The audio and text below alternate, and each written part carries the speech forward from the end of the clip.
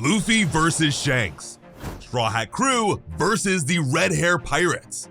Fighting Shanks will be a huge milestone for Luffy on his quest to reach the One Piece. Their connection aside, Shanks is currently the only member of the original Yonkos left.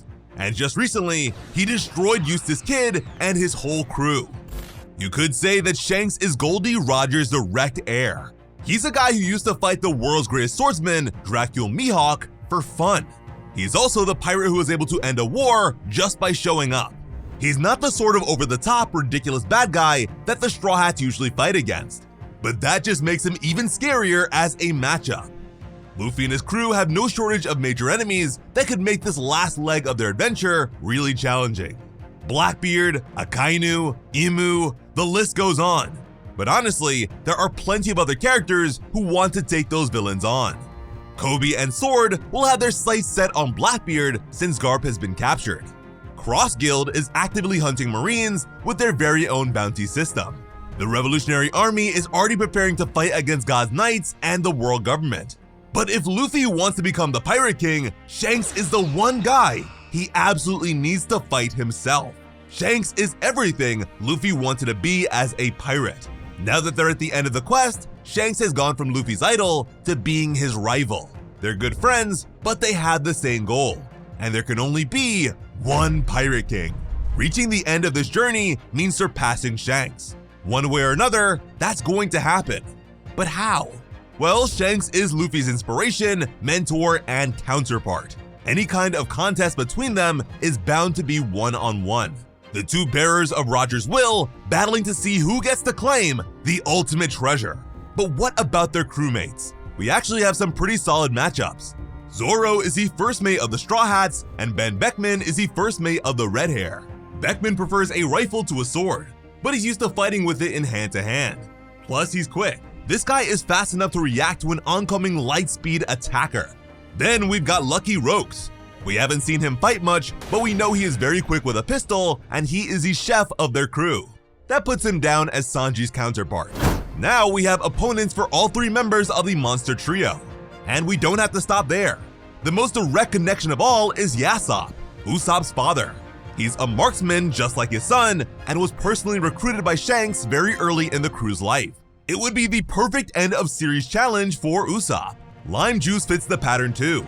We've reached the lesser known members of the crew, but this guy can move through the air and is supposed to fight with an electricity charged staff. Sounds like a fitting opponent for Nami. It would be nice to see another solo fight of hers. Next up, it's Bonk Punch.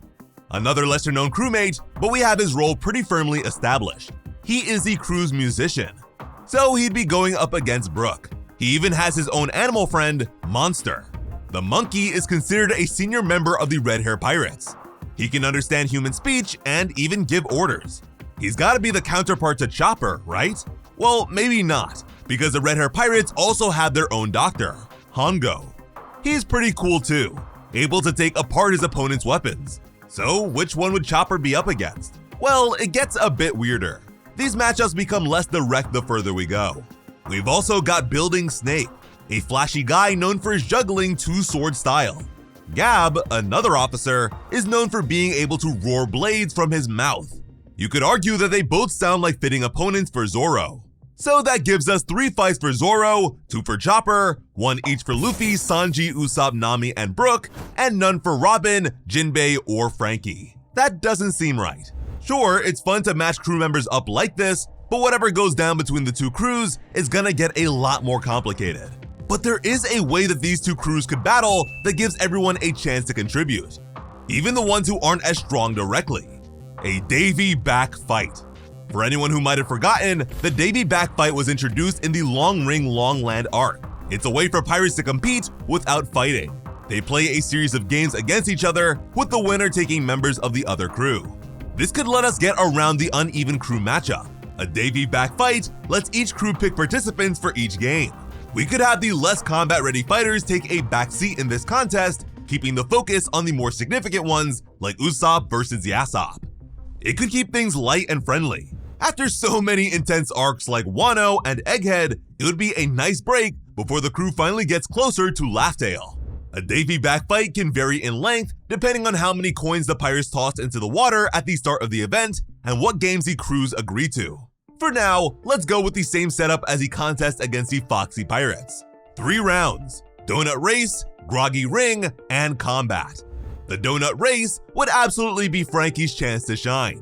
Building a boat very quickly and having to sail it around the island would be light work for him.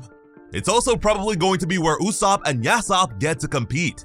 Weapon used to interfere with the opposing team is absolutely allowed, so a pair of skilled snipers trying to hit the opposing boat would be fair.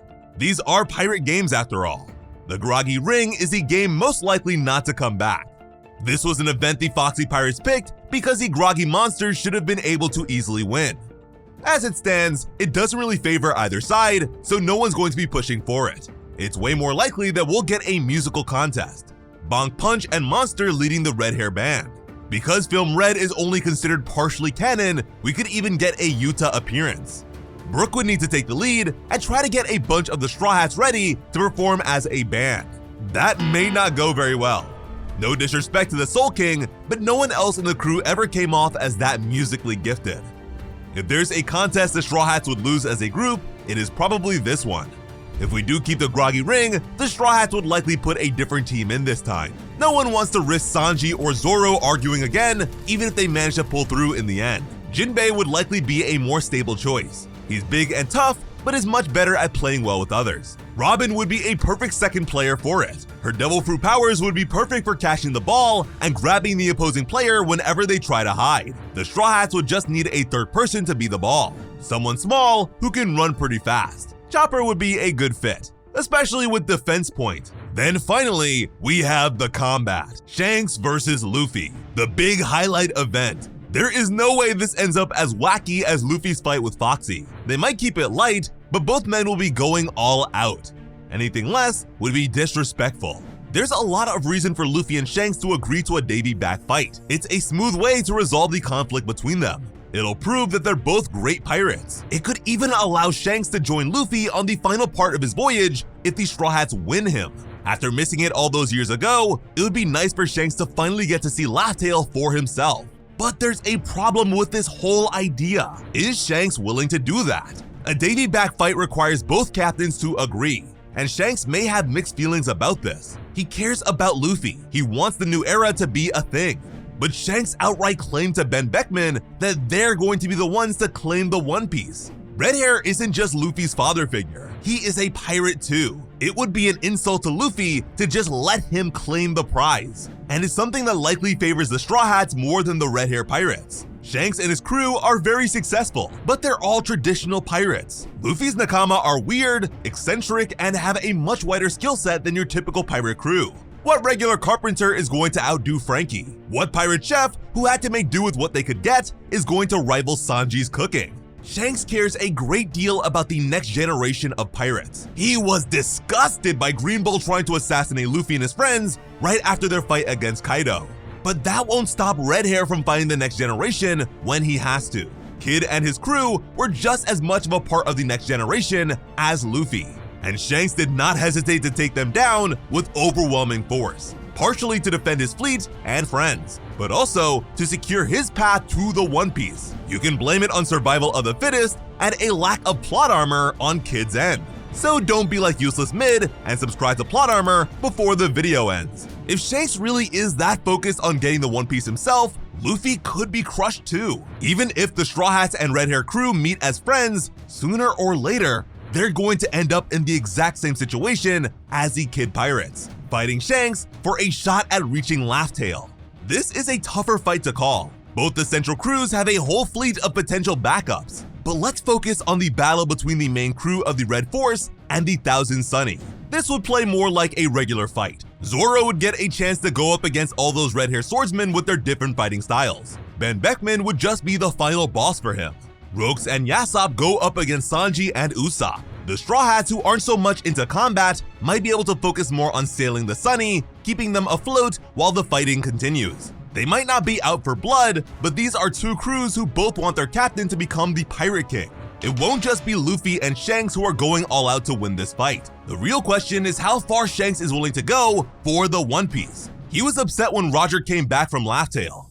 This clearly matters to him. If he really is willing to do anything and pull no punches to try and secure his own path to become Pirate King, he's got one more card to play, one that Luffy won't see coming. Shanks has an inside line to the world government. He can take personal meetings with the 5 elders. If he really wanted to play dirty, he could set up an ambush for the Straw Hats. Even if Luffy and his friends break through it, that would be enough to give Shanks and his crew a massive head start. The fight could end up being a chase, with both bold pirate crews racing each other to find the treasure at the end of the line. What could be a better final test for the Pirate King than that? Whatever the case, at the very least, we know that challenging Luffy at the very end has been Shanks' plan all along. Even an arm was a small price to pay for such a serious gamble. To be clear, it's not like Shanks has been orchestrating Luffy's entire life or anything. I mean, he's not Aizen. Shanks has the most advanced version of Future Sight Haki we have ever seen. But Luffy is the warrior of liberation, a literal symbol of freedom and unpredictability. I don't believe that his ultimate clash against Luffy will be the result of many calculated steps. Shanks has mostly taken a hands-off approach and has very rarely intervened. Shanks using Wi-Fi Haki to make the Tree Admiral water his own soil was stone cold. But after Luffy star-gunned Admiral Kizaru so hard that he decided to open up a McDonald's franchise, does anyone still think that Green Bull ever posed a real threat here? I mean, Luffy and his top goons were just chillin' when the newest Admiral was causing trouble. And I know, Wano's protectors needed to prove themselves capable without the presence of a Yonko to save them, only to have another Yonko show up to promote his new movie. That time, it wasn't really necessary for Shanks to get involved. He just felt like it. And when he dissolved the conflict at Marineford, Luffy was hardly the headliner of that event. Shanks has put his faith in Luffy, but his hand is still on his weapon. After decades of waiting, Shanks finally decided to go after the One Piece. And that's because Luffy is finally strong enough to compete with him for the title of Pirate King. Main character privilege aside, who do you think deserves to win? And how hard would it be for them to do it? Let us know in the comments. As always, I am Slice of Otaku. Thank you all so much for watching and have an awesome day. I love you.